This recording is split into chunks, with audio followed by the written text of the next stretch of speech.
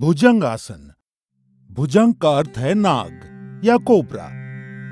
इस आसन को करते समय आपके शरीर का ऊपरी हिस्सा जमीन से ठीक उसी तरह उठा रहता है जैसे एक कोबरा अपना फन उठाए रहता है। इस आसन को करने के लिए सबसे पहले आपको मकरासन की मुद्रा में आना होगा, जिसके लिए आप जमीन पर पेट के बल लेट जाएं और अपने पैरों को एक दूसरे से दूर रखें।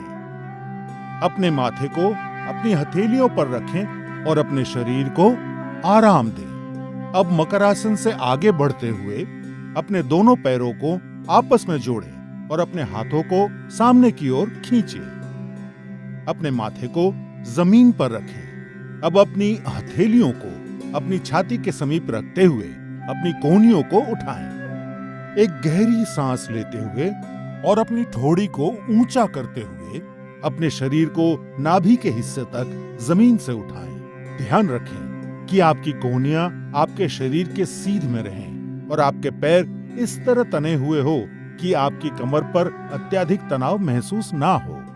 इस स्थिति में सामान्य रूप से सांस लें और छोड़ें और 15 से 30 सेकंड तक रहें। इस आसन को नियमित रूप से करने पर पीठ दर्द में आराम मिलता है। भुजंग आसन पेट की चर्बी को घटाता है और कब्ज की परेशानी से मुक्ति दिलाता है।